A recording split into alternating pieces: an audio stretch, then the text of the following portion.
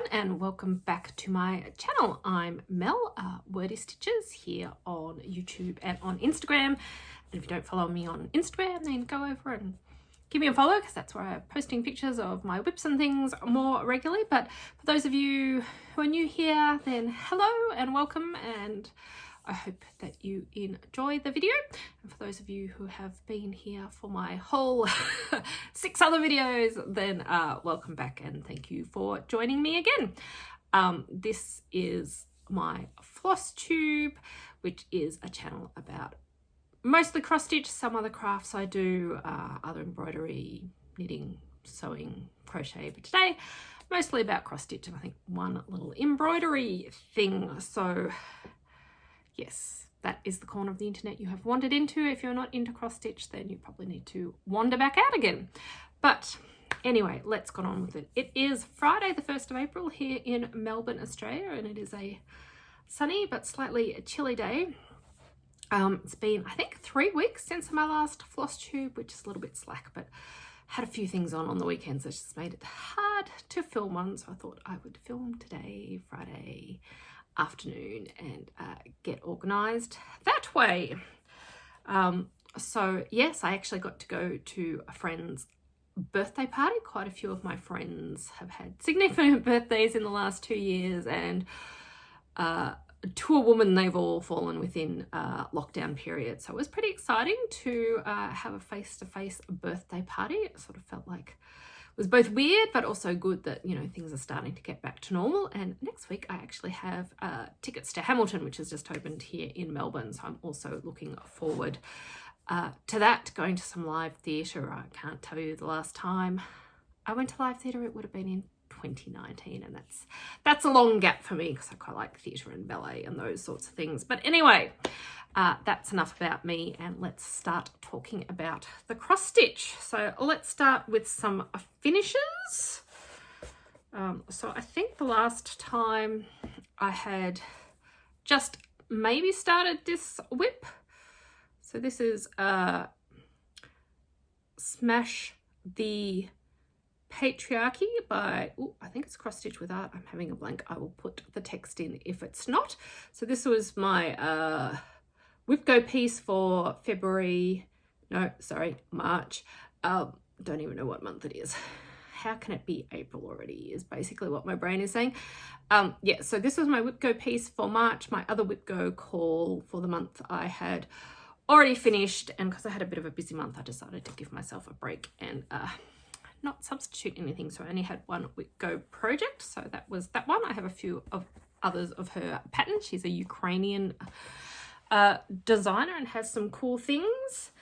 And then other finishes, so Two Martini Stitcher and Michelle Benny and a few others were doing a quirky Quaker sell. So Diana from Darling and Whimsy designs these really cute tiny Quaker patterns with different creatures and birds and things and animals, and she's even got a few with cryptids that I've done, and I've done a few in the past. So I thought I would join in and do one this month, and I chose the Puffin. I don't know if anyone else like me read a lot of Puffin books as a kid, and their symbol was yellow with the black and white puffin, so that's why I chose yellow for the outside bit. But he is super cute, and there's also a penguin, and you know, one of my publishers is actually Penguin, so I probably should do that one at some point as well. But I chose the puffin this time, and he is very cute and tiny, and yes, lots more. That's just on some random white Ada and DMCs from Stash. So he's cute and needs some more friends. And then the other thing that I got a wild hair to do, you know, one of the things I've always admired on Instagram and other places is the combination of watercolor and embroidery. Now I actually do a bit of watercolor myself, and you know, so I see all these watercolor embroideries go, that looks really pretty, but you know, being me, I'm like, oh, I want to learn how to do that. And then I thought, well, let's just give it a go. And I watched a couple of videos, and everyone seemed to have a different method, so I thought I'll just give it a go. So I just grabbed some, I think this is like a cotton canvas from my fabric stash, and I painted the background. And then just because I was experimenting, I've just done some very basic hand embroidery to sort of highlight a few bits and pieces, so it's vaguely like a landscape, but it was fun, and I think I will have to experiment some more. It's just interesting, the texture, because, you know, this fabric gave the paint, and I guess you would get different textures if you use different things. So I shall have to do some more experiments, but that was my other finish for the last few weeks. Okay, so let's move on to whips. Whips are works in progress for people who are new to Flosstube. So I have finished, or almost finished, my March shelf for the temperature bookcase that I'm doing, which is by Dr. Kristi, who is Dr. Kristi on Instagram, but she is Kristi's Korner NeedleWork here on YouTube and on Etsy. So I just need to, I think I've decided on what my knickknacks are going to be, so I just need to sort of work those out and see if I need to chart anything differently and put those in this month. So that will be fun. The temperature is going down, so I may even yet get into my cooler temperatures. Now I'm trying to think what else I did. I think I did a teeny tiny, so this is Ruskin's Penguins by Modern Folk Embroidery, which I'd only done a teeny bit on, and I've done a teeny bit more because I just pulled it out randomly one day. This linen is, I think it's 32 count, but anyway, it's Whitsunday by number 12 Stitch Co, who is handmade at number 12 on Instagram. She does gorgeous hand-dyed linens here in Australia, and it's this gorgeous bluey green, which of course is just not being captured very well by the camera because blues and greens are hard to photograph. So I only did a teeny bit on that one, and it will look like this when it's finished. And the pattern is just black and white, so you know, that's why we have not a cool color picture of it. But you know, one cannot be angry when one looks at a penguin, which is, so we probably all need to look at a few more penguins. That one. And then what other, okay, and then I did do a little bit more on my long dog. So I'm doing Dilemma, which is one where she gives you like a 9-box grid, and then she gives you, I think it's a choice of 12 or 16 patterns to fit into the grid. Anyway, and one of my besties gave me this pattern and the silk. So this is the progress I've made. I'm sort of maybe about 3/4 finished with my first box. This is like a 36 count antique white linen, and I'm stitching it with a Silks for You silk. I want to say PR123, but this gorgeous teal, and it does have just a little bit of variegation. It's quite subtle. It doesn't show up very well on the camera, but in person it's just enough to make it interesting and look like there's a little bit of a movement in the color. So I was stitching away on that after I had finished my Whip Go project this month, and then I got a little bit distracted. So in February I did a no buy, which I sort of broke at the end to buy some patterns by some Ukrainian designers to support them. And then I thought, well, I'm going to buy a few more. So I went back and bought a few more, which I'll probably show as I do them. But then I decided that I wanted to just stitch another Ukrainian design as well. So I started this one, which is Miss Sheep by Stitchy Princess. I think it's Stitchy Princess Black on Instagram, and it's just super cute. I just love these little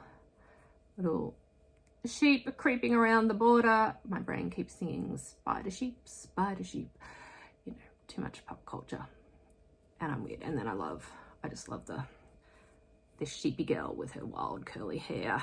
So this is mostly the called for colors. I think the original was stitched on like a pale blue, and this is like a darker denim-y blue, even though it's coming up grey, I think, on the camera. So this border and these trees, I think in the original were like a denim-y blue, so that just wasn't going to show up. So I changed them to a darker green, and then her dress was a slightly brighter red brown, but on this fabric it just looked a bit too bright compared to everything else, so I've changed it to this pinky red, which I can't remember what it is at the moment, but I think it's very cute. and hopefully I've just got a few more days stitching and that will be done.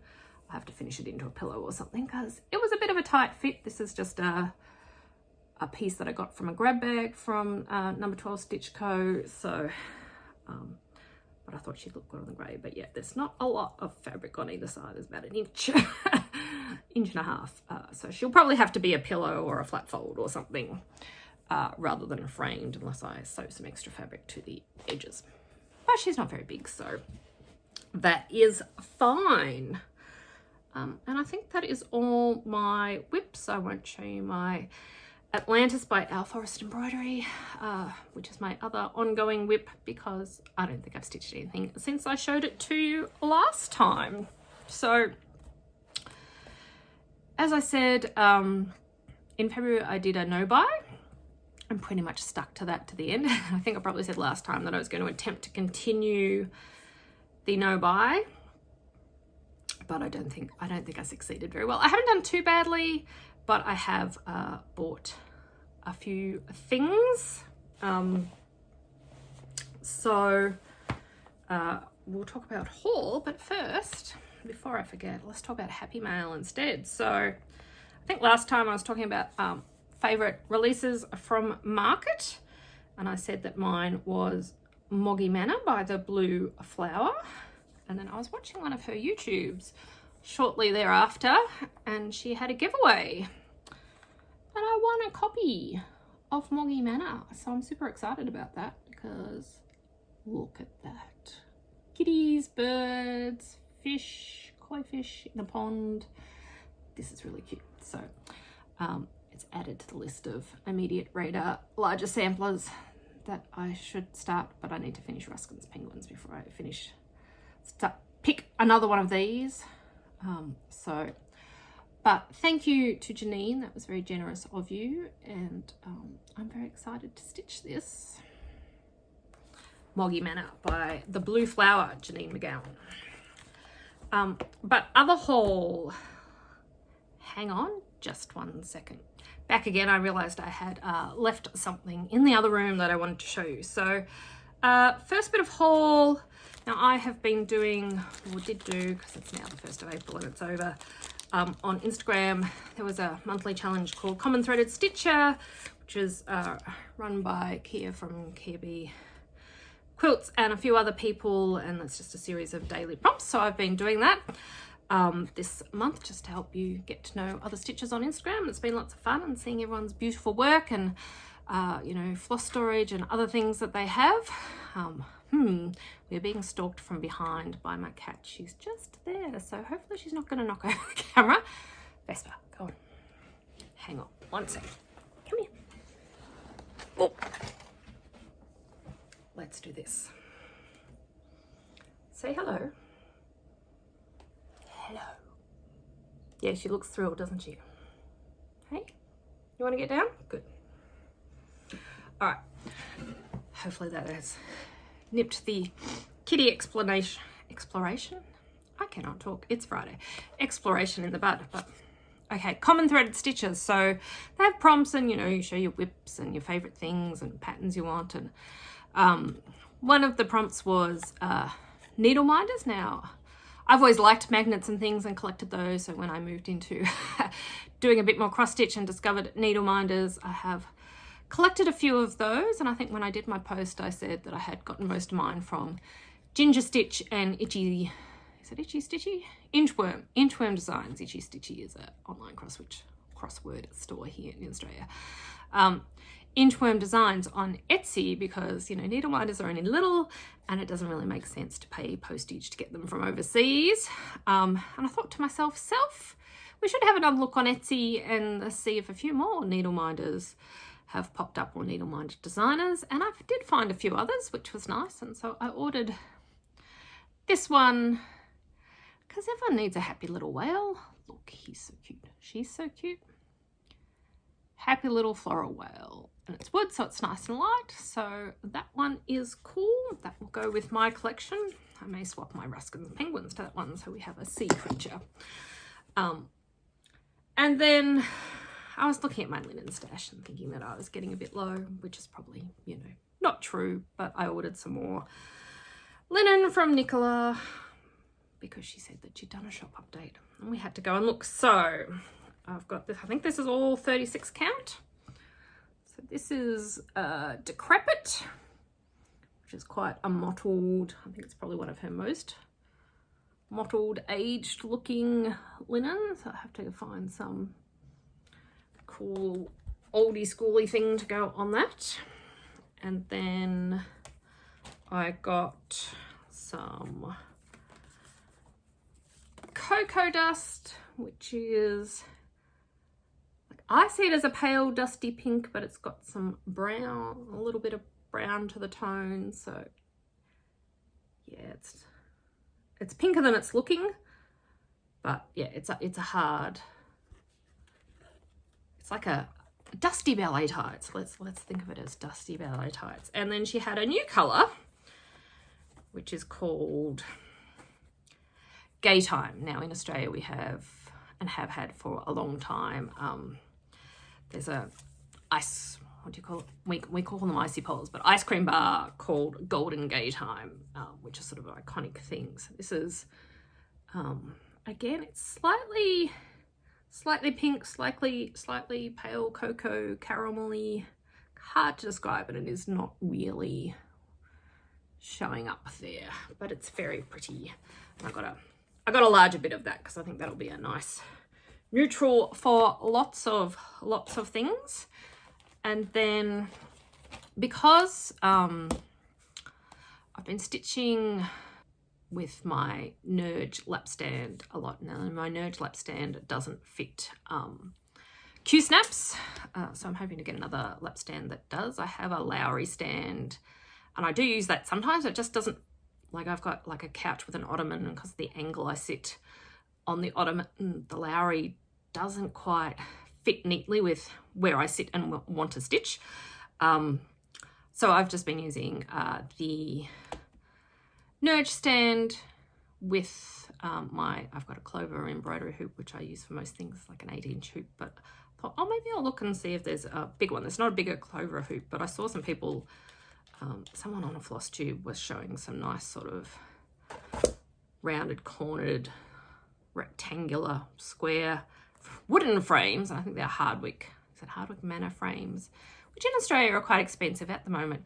Also quite hard to find. I couldn't find any of them in stock, so I found these Nerge plastic, sort of similar shape, and this one's a bit larger, so it'll be good for my bigger project. So I thought I would give this a go. I haven't tried it yet, but it wasn't super expensive, so we bought that as well. And then one of the prompts on Common Threaded Stitcher was about floss storage. Now, before I came back to cross stitch, I did have a reasonable stash of DMC from doing embroidery and from doing cross stitch in the past, and I think I even got some from my Nana when she passed away, and I've, you know, collected bits and bobs over the years here and there. And obviously that collection has grown a little bit since I started doing cross stitch again, because you always have to add threads as you sew things. I still don't have a lot of fancy floss, so I'm trying to be careful with that. Other than cottage garden threads, I'm starting to have a little bit of a cottage garden threads collection. But so I had some DMC that was bobbinated. I had some in skeins in plastic tubs, in like plastic bags by colour, because by colour kind of makes a bit more sense when you're doing like hand embroidery, which is a bit more freeform and you're picking the colours rather than following the colours in a chart like you do in cross stitch. So that meant every time I wanted to find something, I had to look on my colour chart to work out what colour was, and then find the bag and dig through that, and then check if there's a bobbin. And, you know, I posted my system such, and I, you know, have fancy floss in other tubs, and I posted it on Common Threaded Stitcher, and then I was looking at everyone else's. I thought, oh, there's lots of exciting things. You know, people have beautiful wooden chests and things. I don't really have a lot of room for a beautiful wooden chest, but someone posted that she was storing hers in these 4x6 photo boxes, and that reminded me that I'd actually seen, is it Jean Farrish on her YouTube. She's a designer, and she was talking about her Cosmo collection, and she was showing that she uses these boxes to store the skeins. Like, she has a full set, obviously, because as a designer, and I guess she pulls stuff to design with and then replaces it, so she's always got her master set. But she was showing these photo boxes, and I thought, well, you know, that's actually, you know, a fairly neat idea, and it wouldn't take too much room to store them. So I went Googling online, as you do, and I discovered that Kmart here in Australia at the moment actually has these little tubs that have 12 of the little photo boxes in them. So I thought, well, I'll grab a few of those and we'll be able to put stuff together and pull out our trusty label maker. So I've done that. So I've just got bobbins and skeins in together, and I've done it by number this time because that is easier for cross stitching. And if I do some freeform embroidery, I can just fuss it through and find the colours I want, because I can look them up on my colour chart. So this is one tub, and I think the rest of the DMC takes up another side of a second tub, and then I've got couple of DMC specialty things, and then I found, you know, I had a few DMC skeins where they, you know, I bundled them up and over time they've lost the number and stuff. So I've got a mystery box, then I've got some random Anchor and Coates and Mez and Sullivan stranded cottons that I have, and then I get into my fancy floss in CGT, which is starting to be a third box. But that's 3 tubs, it's all together. We'll see how it goes if I do acquire more fancy flosses, but at the moment it's a lot neater. It's taking up less space and it's only 3 things to wrangle. It's not like I was getting up to like 9 different plastic containers before. So hopefully it'll make things quicker, and I'm starting to do an inventory of my DMC just to see what I do have. Once upon a time I was keeping it in my Evernote app, but I'm pretty sure that's a little bit out of date. So I thought I'm just going to buy a cross stitch app and use that to inventory what I have. So we'll see how many threads I have. I know I don't have a full set, but I reckon I've probably got about 300 of them. So we'll see what that turns out to be. So that has been my spending. Oh yeah, and I may have ordered a few more hard copy patterns, some market things, and another one that I couldn't find anywhere in Australia. So I may have done a little 1, 2, 3 stitch order because they've started shipping here again, which is lovely. I'm going to try and shop Australian where I can, but sometimes you can't find stuff. All right, so let's talk about pattern crushes. So this is just my little thing each floss tube where I talk about some of the patterns that I have been seeing online, and they might be old, they might be new, but just things that have caught my eye and I think are really pretty. So when I was looking on the Blue Flowers site when I won the competition, because she said I could have any of her patterns, which was lovely, I also spotted this one, which I think is called Night Comes Down or Night Walks Down, and it's just really pretty. I just like the lady with her cat and the mood of it. So I think this is probably going on the wish list as well. This is quite big, it's like 250 by 150 or something, so it's getting quite large, but it's super pretty, and I just like the lady in a very pretty frock with her big black cat. I had a teeny tiny black cat when I was in high school. Her name was Inca, but yes, she was about a tenth the size of that big black cat. She was a little thing. She could make a lot of noise when she ran up and down the corridor sounding like a herd of elephants. So that was the first pattern crush. And then what else have we spotted? Let me go back. So I also liked this I think this is called Goth Bird by Bad Stitched. Like, I like crows and ravens, and that just kind of made me giggle. So that was cool. This one just by the Vivsters, Vivian Powers. This is, what's it called? Scandinavian folk trees or something. I quite like these mid-century modern Scandinavian folkish art type patterns, and I really like the colour palette on this one. I think she has this one in a couple of different colours. I think she tends to do her patterns in a few colour palettes. So, but the pinks and the sagey greens were just really pretty. And then lastly, while we're talking about samplers, learn to work the technology. Oh, what are you doing, iPad? Let's see if it will. Okay, so this is Hannah Wallace. So this is a little sampler, and it's just really like the pinks and the touches of blue. This is by With Thy Needle and Thread, Brenda Gervais. And it's just a cute little sampler. It's interesting. I really like this flower here. I saw someone on Instagram made a post of stitch just the birds. So she grabs birds from samplers and turns them into smaller ones. And I can seriously see myself heading down the path of maybe stitch just the flowers, because there's so many gorgeous huge samplers, and one, I do not have the wall space for all the gorgeous huge samplers I would like to stitch. And you know, also I'm not 20 years old and I'm not going to get to stitch them all that I might like to. So I think there's a few that have gorgeous floral bits where I may just buy the pattern and just stitch a section, because stitch what makes you happy is what we say. Okay, I'm trying to think if there was anything else before we get on to my plans for the month. Okay, so first plan is finish Miss Sheep, which hopefully will only take me a couple more days of stitching. I have a book deadline this month. I am a writer, so I'm not going to get as much stitching time as normal, because I'm probably going to be writing some long hours, and then do my temperature shelf as usual, and hopefully get it a little bit more in on Dilemma. And then for WIPGO, so my WIPGO, the WIPGO numbers this month I think are 10 and 7. So my number 7 is actually I put a few, oh no, number 10 I think is I put a few boxes where it was temperature shelf in case I needed to catch up anywhere along the line. And I'm just going to do my knickknacks for March and work out what the April ones might be and get those organized and just try and keep up with that. And then the other one that was called was Lindy Stitches Bird Crush Club.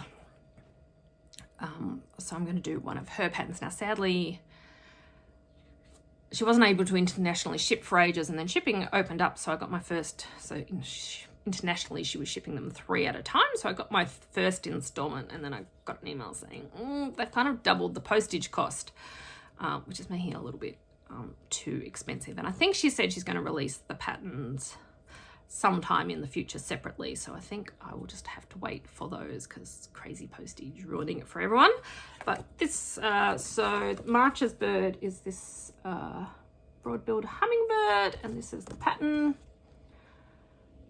So that will be my other WIPGO project this month. I think it's about 80 by 80. I won't show you all the threads because mostly DMC, but with the Bird Crush Club, she gives you the one specialty Threadworks thread. So that's obviously for the hummingbirds, chest, breast, feathers, whatever you like to call them. So that's super pretty. So that will be my other one. I'd also like to start my blanket for the year. I thought I might have started it already, but I haven't quite. Need a couple of hours where I can sit down with some brain power and get my foundation chain and the first couple of rows done. And once I've memorized the pattern, it becomes a bit more brainless. So yeah, I'm doing Attic 24's Dahlia blanket this year. And I will show you that once I've started, and I'll probably show you some of my other blankets of hers that I have crocheted as well. Okay, but I think I'm going to keep this short. That is the end. It may be 3 weeks before I'm back again. 3 weeks might even be a month, depending on how the writing is going. But we'll just see what happens, see what I have to talk about. And in the meantime, I hope you all stay safe, stay well, and happy stitching. See you next time.